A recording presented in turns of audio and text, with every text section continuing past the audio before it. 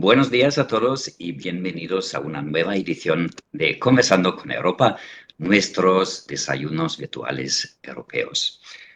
Una vez más os tengo que dar las gracias a los oyentes por vuestra participación, ya que Conversando con Europa se está convirtiendo en una parte habitual del programa de la Oficina del Parlamento Europeo en España, sobre todo gracias a los eurodiputados que, como nuestra invitada hoy, Laura Bayarín, están siempre dispuestos y dispuestas a entrar en contacto con vosotros, los stakeholders y los ciudadanos.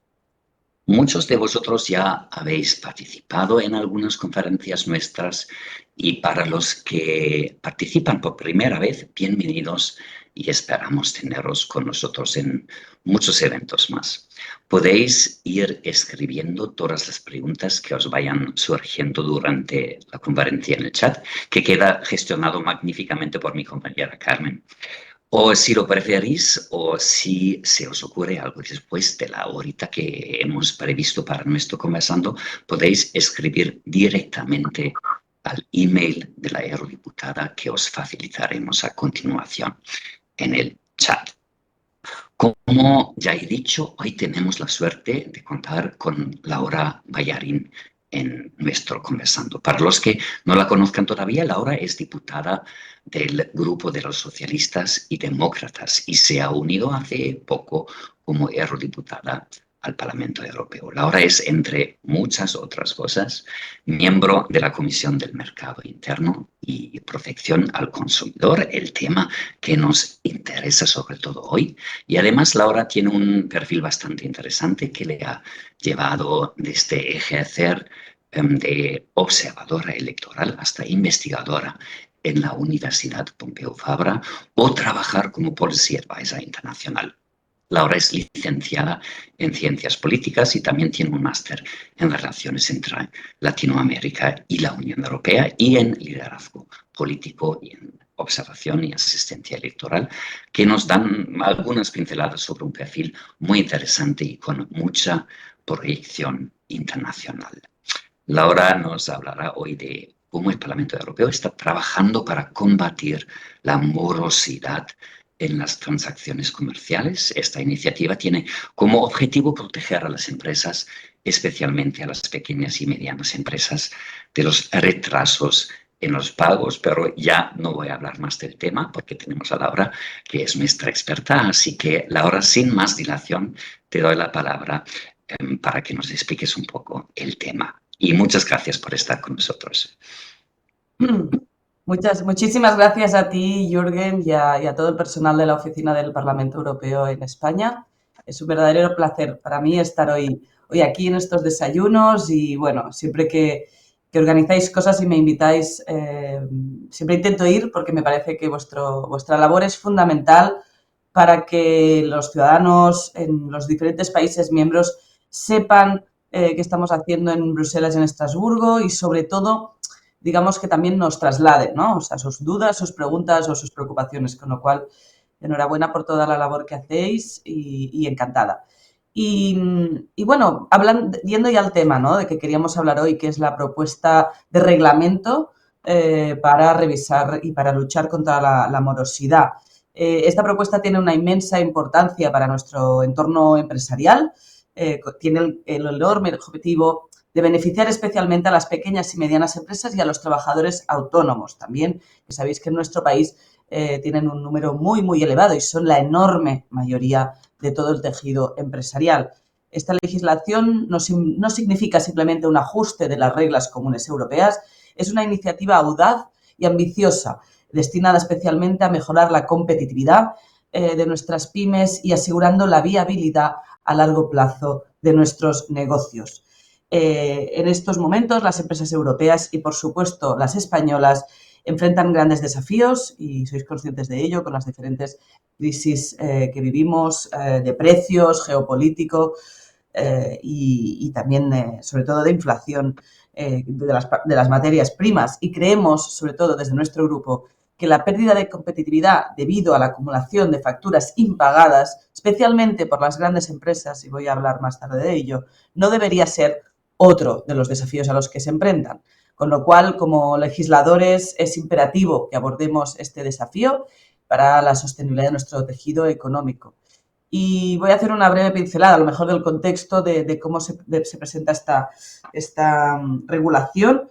En septiembre del 2022, la presidenta von der Leyen anunció en su discurso del SOTEU, sabéis que en la jerga de Bruselas es el debate del Estado de la Unión, por sus siglas en inglés, se hace cada año en septiembre en Estrasburgo, y ahí anunció una serie de medidas a favor de las pymes europeas. Un paquete de refuerzo a la competitividad, y también incluyó este anuncio de la revisión de la directiva de la morosidad. Y la anterior directiva tiene ya unos 10 años o un poquito más incluso, con lo cual digamos que anunció esta revisión, y los servicios del parte de la Comisión se pusieron a trabajar durante un año, del 22 al 23, preparando esta propuesta legislativa, ¿no? Y quiero hacer un poco de énfasis porque lo que ha presentado la Comisión es una regulación, y sabéis la diferencia, ¿no?, entre directiva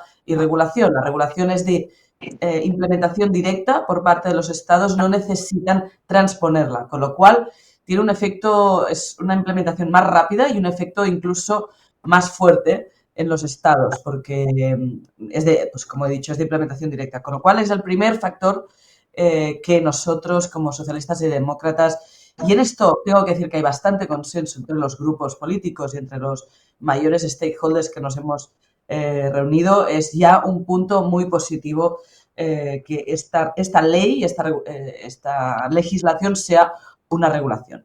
Y ya entrando un poco en el contenido, esta propuesta subraya la urgencia de este debate, ¿no? Porque según los datos que la Comisión misma ha presentado, anualmente en la Unión Europea presenciamos un flujo de 12.000 millones de facturas que reflejan transacciones financieras entre empresas y administraciones públicas. Sin embargo, la cruda realidad es que un número muy significativo de estos pagos supera los plazos establecidos por ley, y esto afecta a todos los países, con diferentes grados, evidentemente, pero afecta a todos los países. Y esto causa un enorme daño a la liquidez, la competitividad y la supervivencia misma de las pymes. Y sobre todo una realidad que conocemos mucho en España, por lo que he comentado, ¿no? Porque tenemos una gran mayoría de pymes y los plazos de pago se retrasan más casi que en el resto de países, ¿no? Con lo cual, ya yendo a los datos de España, en el segundo trimestre del 2023, el periodo medio de pago en las operaciones comerciales entre empresas superó en más de 21 días el plazo máximo legal establecido. Y que eso quiere decir que estamos yendo ya a unos niveles de más de 80 días para pagar las facturas, ¿no? Sabéis las medias también cómo funcionan. Si yo me como 2 pollos y tú no te comes ninguno, nos comemos un pollo cada uno. La frase clásica, pues las medias también tienen estos elementos, ¿no? Pero bueno, es importante tener este dato encima de la mesa. Y a su vez, importante, las grandes empresas que representan el 55% de los pagos tardíos emergen como los pagadores más lentos, mientras que los subcontratistas soportan una espera promedio de más de 100 días por el pago por parte de sus contratistas principales. Son datos bastante esclarecedores, y voy a poner uno más. 1 de cada 4 quiebras que se produce en empresas de nuestro país se debe a los retrasos en el pago de las facturas. Creo que esto también pone muy encima de la mesa de lo que estamos hablando. Y eso, los pagos tardíos no se limitan solo a los retrasos, también representan una amenaza directa para la estabilidad económica y la sostenibilidad de nuestros negocios, y no solo para las pymes, sino que tiene un efecto muy claro en todo el tejido económico de nuestro país. Y ayer estaba en una jornada con Cepyme y me decían que lo tienen calculado, pero el número era tan grande que ya era como, no sé, si eran 300.000 millones, bueno, no sé, o sea, un poco el grueso del dinero que está pendiente y que se acumula entre sobre todo entre las grandes empresas y las pequeñas y medianas empresas, es enorme. Y aquí quiero hacer un inciso, porque vosotros sabréis, muchas de las grandes, bueno, si no todas, ¿no? Pero digamos que la mayoría de las grandes empresas que pagan tarde no lo hacen porque no puedan, ¿no? O sea, lo hacen para financiarse a sí mismas y mantener el capital, digamos, en sus arcas, y con lo cual con eso les genera pues unos beneficios y unos intereses y juegan con ese capital. Con lo cual esto hace todavía peor, a mi entender, esta situación, porque no estamos solo hablando de un impago por, digamos, no falta de medios, sino que es un sistema que viene creado desde hace muchísimos años por una empresa de distribución de alimentación, y digamos, lo que nos contaron es que llegó a tal punto los beneficios de este sistema que al final acababa teniendo más beneficios por esto que por las ventas propias de su empresa. Por lo cual también creo que es importante tenerlo en cuenta, sobre todo por la oposición que hay por parte de estas grandes empresas a esta nueva regulación. ¿Qué proponemos desde el Parlamento Europeo? Porque nosotros sabéis que trabajamos en relación a la propuesta que hace la Comisión. Pues desde la presentación de esta propuesta en septiembre pasado, yo misma tuve claro que esto era muy importante para España y para nuestras pequeñas y medianas empresas, y he seguido muy de cerca este dossier y he participado en diferentes debates en la Comisión de Mercado Interior y Protección al Consumidor y en otros seminarios organizados por patronales de pymes en España, ¿no? Tanto PIMEC, que es la patronal de pymes en Cataluña, como CEPIME ayer, como con otros stakeholders. Y, por supuesto, de la mano de la ponente, que en este caso es una liberal de Polonia que se llama Rosa Tung, que tiene un compromiso muy, muy serio para este tema, con la necesidad de impulsar o de mejorar la propuesta de la Comisión, pero sobre todo manteniendo su ambición, porque eso quiero dejarlo claro. La propuesta de la Comisión ya es muy ambiciosa y lo que estamos trabajando es en mejorarla y en encontrar ciertos equilibrios, pero nosotros como S&D, como socialistas y demócratas, queremos mantener la ambición de esta propuesta. Pero hemos presentado diferentes enmiendas y voy a hacer un poco unas pinceladas en 6 ámbitos para que hagáis un poco la idea de por dónde van a ir los debates, ¿no? Y que están empezando esta semana mismo a nivel técnico. Por un lado, los plazos de pago, que es lo que se dice en Bruselas, the backbone de la propuesta, ¿no? O sea, como sabéis, hasta ahora hay unos plazos de entre 30 a 60 días para pagar las facturas, y la Comisión Europea lo que propone es que se rebaje todo a 30 días, que no haya esta diferenciación y que todas las facturas tengan un plazo máximo de 30 días con eso sí, y eso también, saludamos las dos cosas, o sea, reducir los plazos de pago a 30 días y incluir un periodo de 30 días más para verificar el cumplimiento de estos acuerdos contractuales, porque sabéis que muchas veces pues revisar una factura no es fácil, y cuando estamos hablando, no estamos hablando de cuando vas a una tienda y compras un jersey, eso es muy sencillo, pero con transacciones que son complicadas, tanto de servicios como de grandes operaciones, es complicado, ¿no? Con lo cual creemos que estos 30 días más pues es un límite suficiente y proporcional para evitar periodos de verificación artificialmente prolongados, que actualmente se producen debido a la falta de términos claros de verificación en la directiva actual. Con lo cual, primer punto importantísimo, plazo de pago a 30 días más 30 días de verificación. En segundo lugar, fecha de recepción de la factura. También lo que vemos es que una de las problemáticas ante las que se encuentran muchas pequeñas y medianas empresas es la incertidumbre que se genera cuando se encuentran ante una alteración intencionada por parte de una de las partes de medios de pago que alteran estos plazos, ¿no? Y sabéis que hay muchos sistemas para retrasar las facturas, ¿no? Entre no entregártelas a tiempo, preguntarte demasiadas datos, con lo cual, para acabar con estos comportamientos de pago indebido, hemos propuesto incluir una definición de medio de pago de manera que se establezca de forma clara qué significa y qué documentos equivalentes a la factura son elegibles, asegurando que ningún medio de pago pueda utilizarse para modificar los plazos previstos por el reglamento. Y también lo que estamos proponiendo es que en caso de que sea difícil probar la fecha de recepción de la factura, que sabemos que en muchos casos pasa, el deudor deberá hacer el pago contando los 30, o sea, digamos, los 30 días a partir de la recepción del bien y servicio. Es decir, cuando recibes el bien y servicio, empieza a contar, porque nos encontramos y hemos hablado también con muchos autónomos o microempresas, ¿no? Que ellos proporcionan su servicio y estamos hablando de pequeñas empresas de la comunicación que te hacen o de diseños web o incluso de traducciones, por ejemplo, que ellos entregan su servicio y su deudor pues primero les tardan en presentar la factura, después cuando tienes la factura tienen algún problema y así se van retrasando estos pagos, con lo cual queremos también evitar, digamos, que usen estos trucos, digamos, así, ¿no? En tercer lugar, queremos también evitar que los medios de pago aplazados distorsionen los plazos de pago con métodos como el reverse factoring. Esto es una cosa muy concreta que la gente que estén ahora conectados del sector lo entenderás.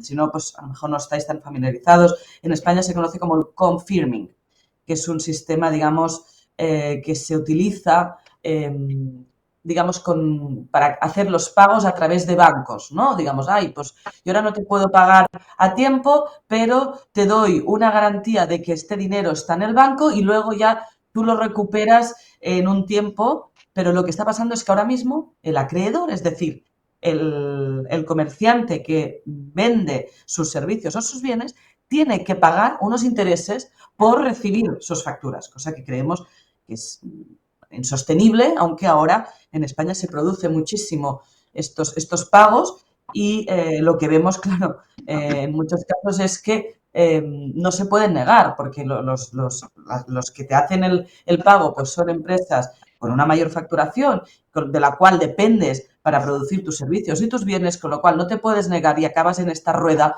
en la que te cuesta dinero cobrar tus facturas. Según la Asociación Española de Factoring, que es este sistema, las operaciones mediante el confirming alcanzaron los 130.000 millones de euros en España en 2023, con lo cual haceros una idea del grueso que supone este sistema. Para evitar estas distorsiones hemos presentado enmiendas para definir el medio de pago, que eso es importante, ¿no? Lo que os explicaba, como el instrumento utilizado para liquidar la factura, que no suponga coste para el acreedor y que ningún medio de pago de bienes o servicios pueda utilizarse para alterar el pago. En cuarto lugar, hemos hecho unas enmiendas en concreto sobre sectores, en los sectores con bienes de baja rotación. ¿Por qué? Porque esto es verdad que la propuesta de la Comisión no hace ninguna distinción entre sectores económicos y al hablar con diferentes stakeholders nos dimos cuenta de que sí que, por un lado, nosotros no estamos a favor de diferenciarlo y hay otros grupos que sí, pero creemos que si empezamos a hacer diferentes plazos de pago con diferentes días y diferentes medios para sectores, esto va a crear una confusión enorme y va a crear unos espacios para poder hacer subterfugios enormes. Lo que sí creemos es que hay que tener en cuenta una relación concreta que, por ejemplo, son los bienes de baja rotación y que son los bienes que, digamos, que usan el sistema de depósito y en especial lo que estamos pensando sobre todo es en el sector de los libros, que sabéis que para el sector de los libros y las librerías ellos no venden, o sea, no tienen, el bien no les pertenece cuando reciben los libros en la librería, sino cuando los venden y entonces digamos que pagan a sus proveedores una vez han vendido el libro y si no lo vendes, lo devuelves. Entonces, eso es un sector muy específico y sí que hemos querido excluir un poco y hacer una pequeña excepción para este sector. En quinto lugar, también proponemos a la Comisión que cree un observatorio europeo de la morosidad formado por la Comisión, expertos y partes interesadas con el objetivo de que supervise los pagos y haga un seguimiento de los plazos de pago y las prácticas de morosidad a nivel europeo para recopilar datos, compartir conocimientos, ver buenas prácticas y malas prácticas. Esto ya se proponía en la última directiva y no ha sido efectivo, con lo cual nosotros queremos mejorar eso y sobre todo también mejorar lo que se llama en Bruselas el enforcement, ¿no? O sea, la aplicación de las leyes, porque evidentemente lo que vemos es que no solo poniendo unos plazos de pago más cortos y siendo más estrictos con los medios de pago, vamos a hacer que quien no quiera pagar las facturas a tiempo lo hagan, ¿no? O sea, también evidente se necesita mejorar los mecanismos de forzar, digamos, a que se aplique la ley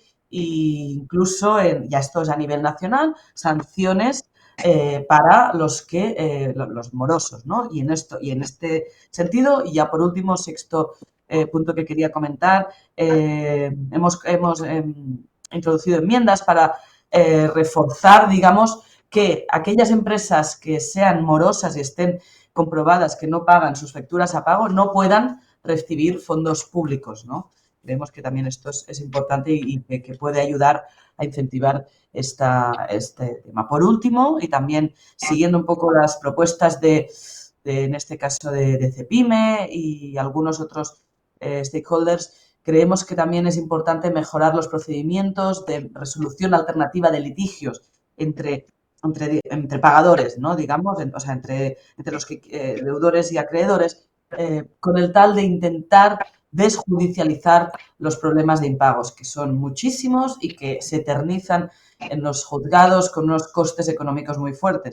Con lo cual, pues, lo que estamos intentando es reforzar esos mecanismos alternativos y además ya aprovecho para comentaros que soy la ponente ahora mismo de otra legislación que es precisamente basada en esa, que es para mejorar los mecanismos alternativos de litigios esto es para consumidores, no para empresas, pero creo que es una herramienta que se conoce poco a nivel europeo y que creo que entre todos, entre los legisladores, entre los stakeholders y medios de comunicación, es importante que hagamos ver estos instrumentos que ayudan a que cuando tú tienes un problema, así en este caso de impago entre empresas o como consumidor, con un bien o servicio que has comprado, puedas tener un mecanismo de mediación gratuito, digamos, y con unos plazos de tiempo limitados para que puedas tener esa alternativa y tener un poco de unas herramientas en contra de grandes empresas que siempre pues, a los consumidores nos van a echar para atrás con el tiempo y el dinero que suponen, ¿no?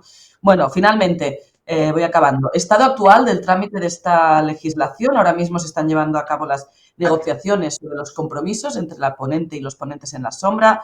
Esta semana, como he comentado, nivel técnico y a partir de la que viene a nivel de político y es muy importante, en mi opinión, que todos los grupos trabajemos de la mano para dotarnos de un mandato fuerte en el Parlamento Europeo que apueste por dar un impulso a la ambición de esta regulación de la Comisión, complementando su propuesta y apostando por la sostenibilidad y viabilidad de las empresas. El voto en comisión está previsto el 22 de febrero, que es el último día, si no me equivoco, que tenemos votos en la comisión IMCO, ¿no? Nuestra comisión de mercado interior, y si todo va como previsto, se debería votar la posición del Parlamento Europeo en el pleno de abril, en la última semana de abril, que sabéis que es el último pleno de esta legislatura. Acabaremos el 25 de abril nuestros trabajos para empezar la campaña europea para las elecciones del 9 de junio.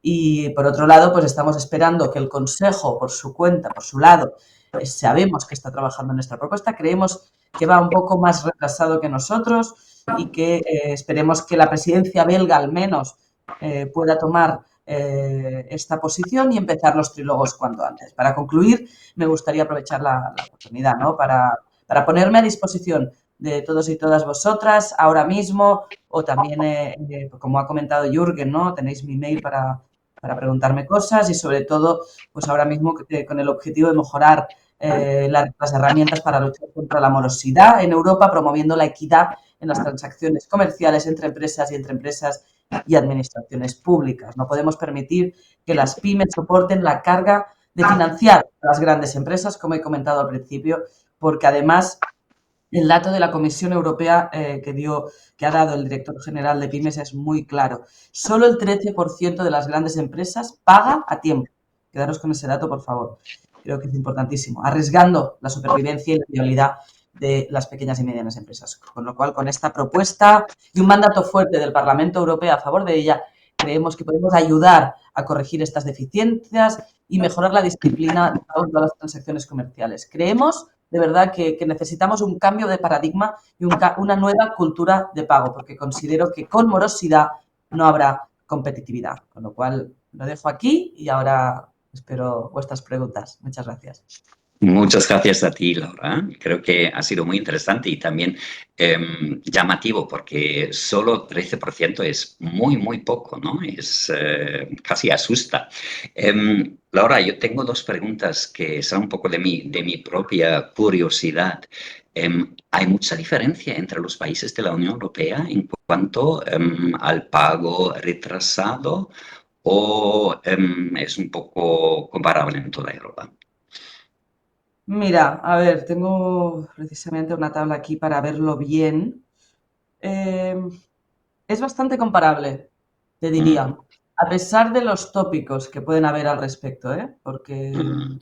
en el debate que tuvimos en la comisión de IMCO, cuando se presentó el dossier, bueno, tuvimos diferentes representantes de los stakeholders aquí a nivel europeo, ¿no? Pues había pues, de las pequeñas y medianas empresas europeas, los de comercio, los de...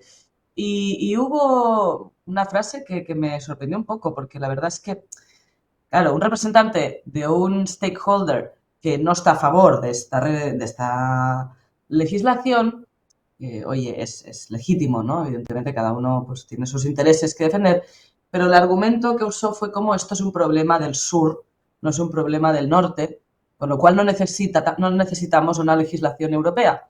Eso es falso y está comprobado con los datos de la propia Comisión Europea.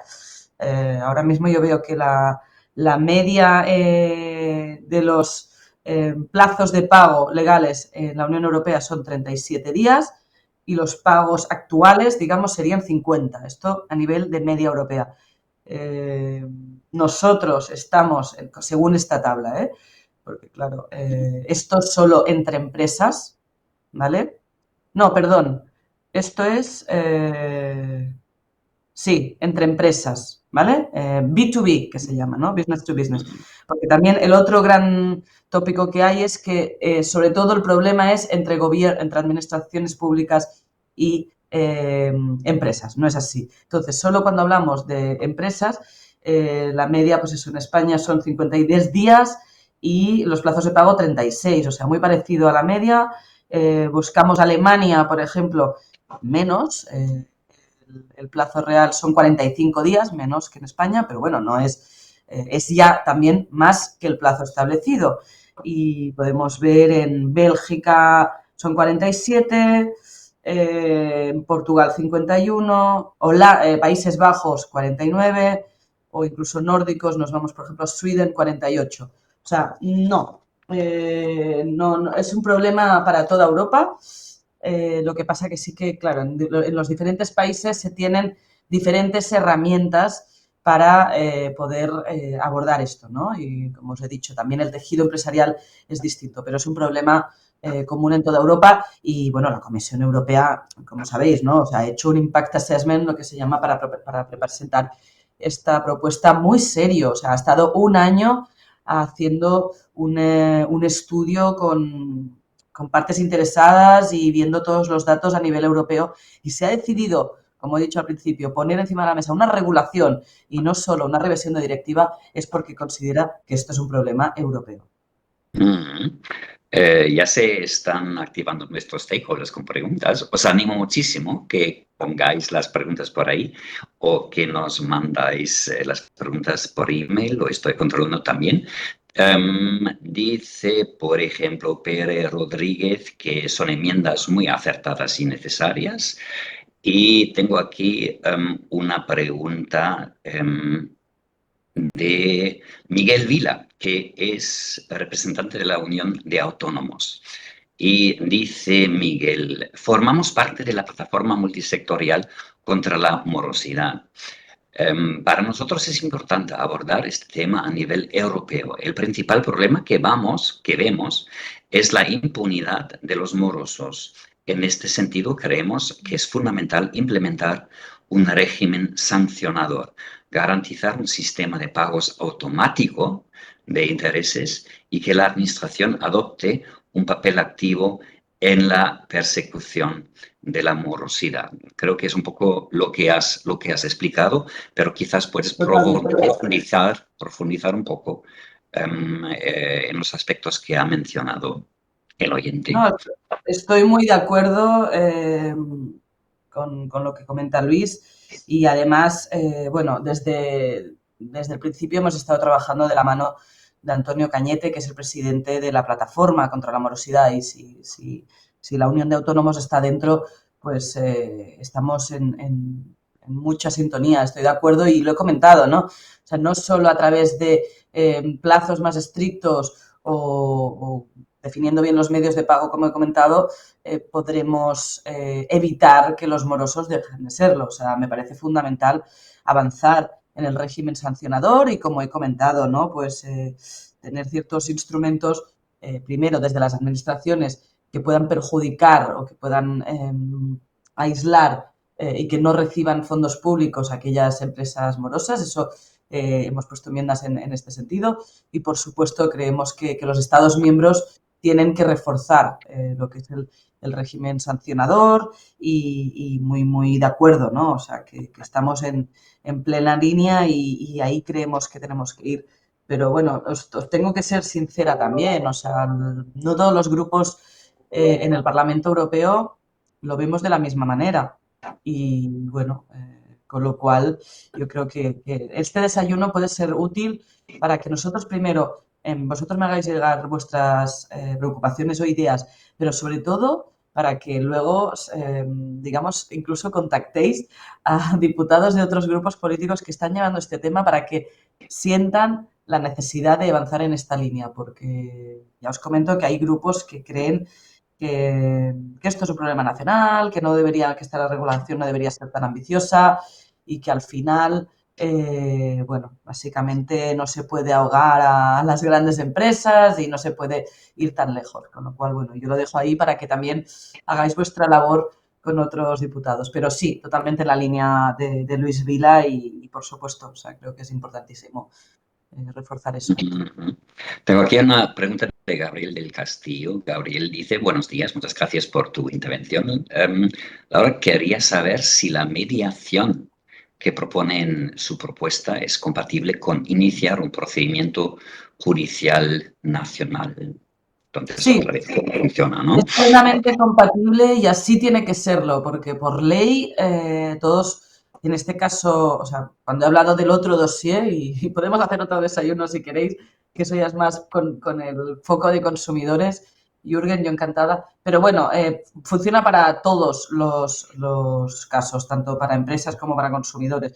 La mediación o los mecanismos de resolución de alternativa de litigios siempre tienen que ser compatibles con los procesos judiciales, porque así lo marca la ley, porque tú como ciudadano, como consumidor, como empresa, siempre vas a tener el derecho de ir ante un juez, digamos, o, evidentemente, a exponer una queja, una reclamación por impago o por un bien defectuoso. Eso siempre, o sea, y eso no lo tocamos, o sea, eso siempre se va a tener. Y de hecho, ya te digo que en el otro dossier con el que estoy trabajando hemos estado, porque queríamos reforzar mucho e incluso incentivar las empresas para que participaran en estos mecanismos, pero es que son voluntarios, o sea, eso sí, o sea, la propia naturaleza de los mecanismos alternativos de resolución de litigios son, la propia naturaleza es voluntario, con lo cual, bueno, lo que intentamos desde la Unión Europea es incentivar y por eso he dicho que es muy importante que hablemos de ello, ¿no?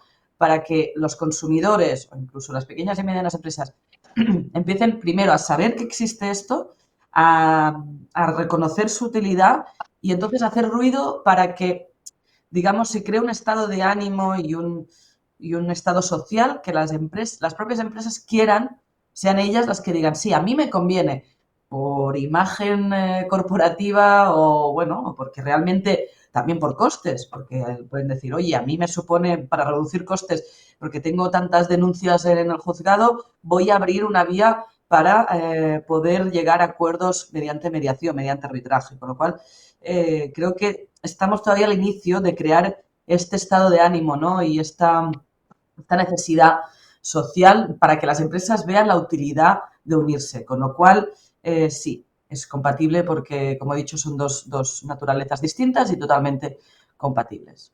Ujú. Tengo aquí una pregunta que me ha llegado antes de Ana García, que es autónoma, y que pregunta, ¿crees que la Unión Europea debería considerar ampliar la propuesta de lucha contra la morosidad a las transacciones comerciales con terceros países? Creo que es Mm. difícil, pero ¿qué nos puedes decir, Laura? Pues es una buena pregunta, eh, pero bueno, entiendo, o sea, ahora mismo, claro, no está encima de la mesa y debería revisar si hay alguna enmienda en esa línea. Creo que sería muy interesante, pero muy difícil de aplicar, porque como sabéis, pues claro, las leyes que tenemos nosotros y ahora mismo lo que vemos, como he comentado, ¿no? O sea, que el estudio que se ha hecho de la situación actual con una directiva incluso encima de la mesa es de una situación muy difícil y muy con unos impagos muy elevados con empresas europeas y ahí tenemos instrumentos. Entiendo que debería ser el paso siguiente, pero ahora mismo lo veo complicado, Mm, complicado, sobre claro. todo por lo que llamamos del enforcement, ¿no? O sea, nosotros podríamos, sí, hablar de ello en la regulación, pero no sé muy bien qué mecanismos tenemos para forzar a empresas fuera de Europa a que cumplan. Pero bueno, me lo apunto para verlo, ¿sabes? Para ver el texto y sobre todo para ver si hay alguna enmienda en ese sentido. Y si fuera así, pues también lo tengo en consideración, porque creo que Ya. es una buena idea. Y yo creo que hay que empezar por algo, ¿no? Y primero tenemos que poner Claro. un poco nuestra propia casa en orden, ¿no? Pero tengo aquí también un follow-up que me parece muy interesante de la parte de Ana. También me pregunta, ¿qué lecciones podemos aprender en la Unión Europea de otras regiones del mundo que quizás ya han implementado medidas para combatir la morosidad en el comercio? ¿Sabes algo de esto, Laura? ¿Hay algo en, digamos, Estados Unidos o... Yo lo que em, sé es que en Estados Unidos son mucho más restrictivos a la hora de, digamos, de dar los bienes para cobrar las facturas, ¿no? O sea, es decir, me explico, porque lo estaba hablando con unos comerciantes, en este caso de los juguetes, porque tenemos otra revisión de la regulación para la seguridad de los juguetes y nos decían, con Estados Unidos primero cobran y luego te envían la mercancía, ¿sabes? O sea, ellos cobran por adelantado. Claro, no sé si esta es la mejor manera de luchar contra la morosidad. O sea, bueno, me parece efectiva, pero claro, también eso puede ahogar a muchas pequeñas empresas que a lo mejor no tienen su capital disponible siempre, ¿no? Pero bueno, eso como un ejemplo. Yo creo que bueno, deberíamos ver un poco, sí, o sea, un poco Estados Unidos y verlo en otras áreas del mundo. Me parece también muy interesante y ver con la Comisión Europea si se ha inspirado. Yo creo que sobre todo lo que vemos en otras áreas del mundo es un poco lo de la disciplina. Por eso he hablado de un nuevo paradigma y una nueva disciplina de pago, ¿no? Yo creo que precisamente eso, en Estados Unidos eh, digamos que se tiene, es como va mucho más, se da mucho más por descontado que tú das un servicio, tú lo cobras, ¿no? Y supongo que, pero debo mirar bien si más allá de la propia cultura de pago y estos trucos que os he contado, ¿no? De, bueno, primero pago por adelantado y tal, si existen más sanciones que aquí, esto lo tengo que ver. Muy interesante. Aquí tengo otra pregunta de Diego Iglesias, también un Ujú. autónomo, que me ha mandado su pregunta antes, ya para saber si esto se refiere solo a empresas privadas o también a empresas públicas. A los dos. A los A dos. los Sí, entre empresas y entre empresas y administraciones públicas. O sea, sí, sí, afecta a los dos y la regulación tiene que ir para los dos. Sabemos que son situaciones distintas, pero también creemos que las administraciones públicas tienen que mejorar sus plazos de pago. Mm. Y hay muchas diferencias entre las dos. ¿Son normalmente las públicas un poco más, un poco más rápidas o menos incluso? ¿Lo Mm, sabemos? creo que depende del sector, ¿no? O sea, hay algún sector como el sanitario donde hay unos plazos de pago muy, muy lentos, yo creo que la propia, bueno, o sea, el propio sector que es bastante complicado. Pero, a ver, yo los datos que tengo de la plataforma contra la morosidad es que en España, eso ya no lo sé, en el resto de Europa debería haberlo, pero que en España se ha mejorado muchísimo. Y ya se creó, o sea, en los últimos años ha habido una nueva ley que se llama Crea y Crece y que se han mejorado estos plazos de pago de las administraciones públicas, que sabíamos que era un problema.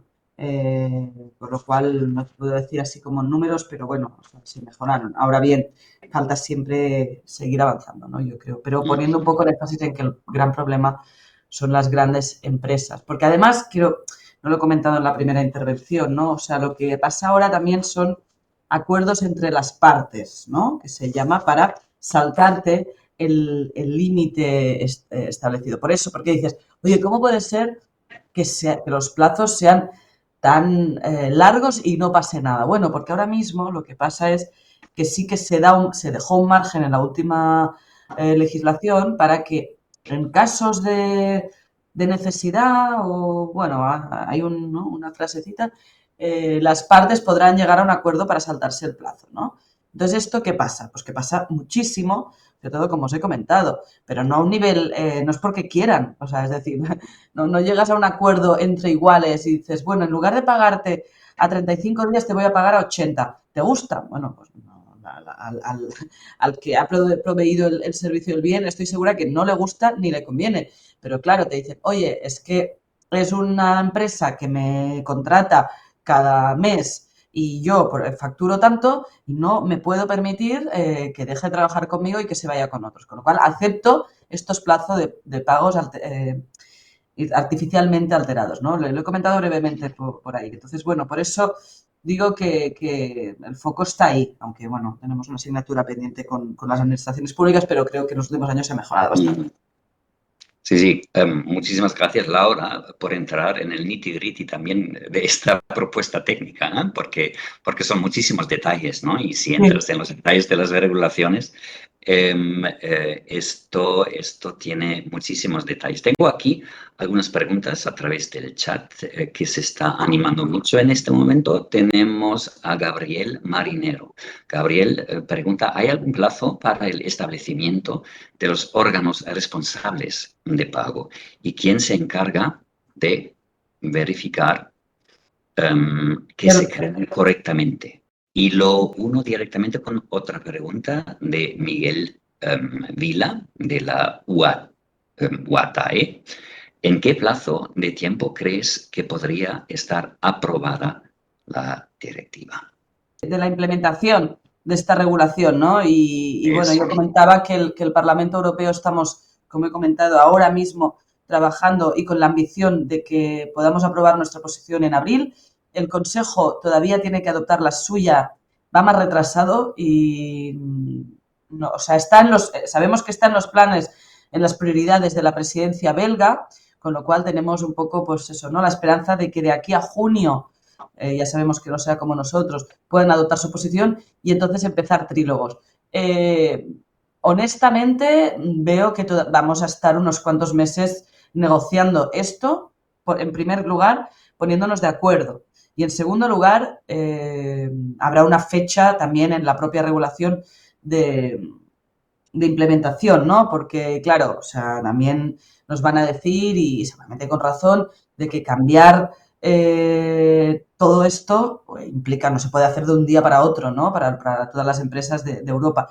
Con lo cual sabéis cómo funciona a nivel europeo, de que se aprueba, vamos, incluso en la ley de inteligencia artificial que se aprobó, ¿no? O sea, se llegó a un acuerdo antes de Navidades en presidencia española, después de 36 horas de trílogos, todavía no lo hemos votado en el Parlamento Europeo, pero bueno, el plazo para entrar en vigor normalmente son entre 12 meses, 24, porque bueno, todo tiene lo suyo, ¿no? Con lo cual, bueno, espero que vaya a ser no pronto, sino, bueno, se puede decir entre un año y medio, más o menos. Esa es mi idea. Sí, bueno, nunca se sabe, ¿no? No. Perdonad, Laura, y también perdonad vosotros los oyentes. Yo sé que se ha cortado la emisión por un problema técnico, pero estamos de vuelta y se ha trabajado rápidamente. Tengo otras preguntas, Laura. Tengo una de Carolina Martínez Berganza. Esto nos viene del Consejo General de Colegios de Farmacéuticos. El problema que vemos en esta propuesta de reducción de plazos es cuando este no se aplica a la administración como acreedora de pymes y en cambio sí se aplica a las pymes como deudoras con respecto al pago a sus acreedores. Me refiero en particular al reembolso de medicamentos financiados por el Estado que quedan fuera del ámbito del reglamento, al estar fuera del ámbito de la antigua directiva. Eso ya es muy particular, Laura. Pues Tú puedes dar sí, una respuesta, si no lo podemos hacer también a través de email, porque esto sí, ya es un... sí, justo te iba a decir, digo, como es tan específico, prefiero por favor que nos pueda enviar eh, Eso. este comentario que me parece interesante y también, o sea, lo habíamos escuchado con otras reuniones, me parece muy interesante y sobre todo, por favor, que me lo mande por email, intentaremos verlo y en qué manera, pues en las negociaciones que todavía tenemos, porque como he dicho, estamos en un estadio muy, muy inicial, podríamos ver este tema y de qué manera se podría, porque sé que es una problemática sí, para las farmacias. Claro, claro. Y claro, tú no puedes estar al tanto de No, todos los entresijos de todos no. los sectores, eso es claro. Y por eso, si vosotros tenéis una pregunta muy específica, contactad por favor con la eurodiputada a través de su email. Espera, yo tengo una última pregunta aquí, que es de César de Paula. Buenos días y gracias por la intervención, Laura. Trabajo en una pyme y me preocupa la adaptación tecnológica de la empresa para combatir la morosidad. ¿Cómo puede ayudar la Unión Europea a las pequeñas empresas en esta adaptación? Supongo que se está refiriendo a los sistemas IT para controlar la morosidad. ¿Está hablando la Sí, regulación de este tema también?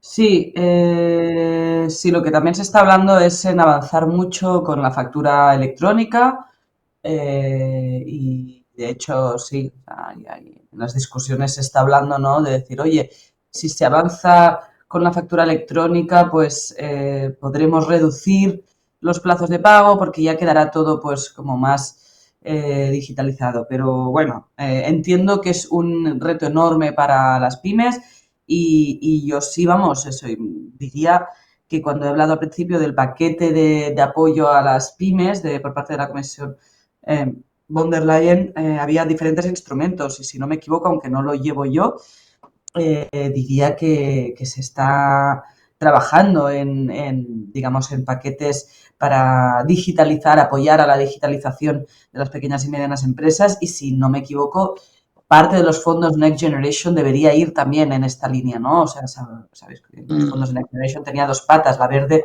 y la digital. Eso ya te digo, o sea, como que no llevo yo esa parte y podría mirar un poco a nivel español, podría eso sí que mirar a nivel español cómo se está canalizando, pero vamos, estoy segura y si hablamos mucho de ello, de un poco de la necesidad de reforzar con subvenciones y con herramientas a la digitalización de estas pymes, porque ya. evidentemente no le podemos decir que ahora pues apostamos por la factura electrónica sin que puedan tener unos mecanismos que se puedan adaptar. O sea que sí, sí, Sí, totalmente. Y creo que ten- vamos en... tendría, tendría muchísimo sentido, tienes razón. Una última pregunta que nos ha entrado y después creo que ya vamos a cerrar porque ya estamos hablando una hora, Laura. Sí. Esta pregunta nos viene de María Jesús Sánchez. Buenos días, muchas gracias por organizar este evento y por estar con nosotros, Laura. ¿Quién se encarga de la reparación después de la mediación? ¿Los organismos que hacen cumplir las normas de pago? ¿Quién se ocupa de la reparación? De la reparación después de la mediación. Ah, Lo sé. pues las propias empresas, es decir, cuando tú acudes a un mecanismo de mediación, como he dicho, o arbitraje, eh, para resolver litigios entre empresas o entre consumidores y empresas, digamos, quien se ocupa es las propias partes, es decir, porque lo que estamos hablando es de llegar a acuerdos, ¿no? Entonces son las propias partes las que apuestan eso. En muchos casos lo que vemos es que se llegan a, por ejemplo, se llegan a acuerdos y se reparten los costes, o decir, bueno, pues si estamos hablando de, para no hablar de la parte esta, ¿no? En concreto, que todavía no está encima de la mesa, hemos puesto nosotros nuestras enmiendas, lo que es los impagos, pero incluso como consumidor, pues si, por ejemplo, te ha llegado algo defectuoso, pues y llegas a un acuerdo con la empresa, ¿no? Dices, oye, esta reclamación, o estamos hablando de un pasajero con reclamaciones con aerolíneas o pasa mucho con energéticas, dices, oye, yo tengo aquí, por ejemplo, en mi factura hay un error, me habéis cobrado demasiado, ¿no? Yo me quejo por un servicio que no he contratado, bueno, esto pasa muchísimo, como sabéis, con las energéticas, ¿no? Pues si tú decides, en lugar de denunciar a la empresa, dices, bueno, vamos a hablar, y claro, habláis tú y un representante de la empresa, si se llega a un acuerdo, pues hombre, es la propia empresa la que pone encima de la mesa y te dice, vale, venga, pues en la próxima factura te voy a reducir X y te voy a compensar de esta manera o de la otra, ¿no? O sea, que en este caso funciona así. Son las propias partes las que se ocupan de aplicar el acuerdo. Ujú. Muy bien, Laura, muchísimas gracias. Muchísimas gracias otra vez también por el tema, un tema, bueno, que es muy técnico. A veces es mucho más difícil hablar de un tema que es así porque vienen los stakeholders con preguntas muy particulares. Pero otra vez, Sí. muchísimas gracias también por las preguntas. Otra vez os animo a mandar las preguntas que os quedan directamente a la eurodiputada, a Laura, y os va a responder. Muchísimas gracias por participar y con esto ya vamos a cerrar nuestro conversando de hoy. Gracias, Laura, otra vez por estar con Muchísimas nosotros. gracias, Jürgen, y a todos y todas. Disculpad si no hemos podido, pues eso, ¿no? Tener tiempo para otras, pero por supuesto tenéis mi correo y a vuestra disposición para ver si podemos resolver dudas o incluso coger ideas, que de esto se trata. Así que creo que es un tema que levanta interés y por supuesto vamos a seguir Muy trabajando y bien, siguiendo. muy bien. Gracias a todos y a todas. Una Hasta buena la semana. próxima. Hasta la próxima. Adiós. Adiós.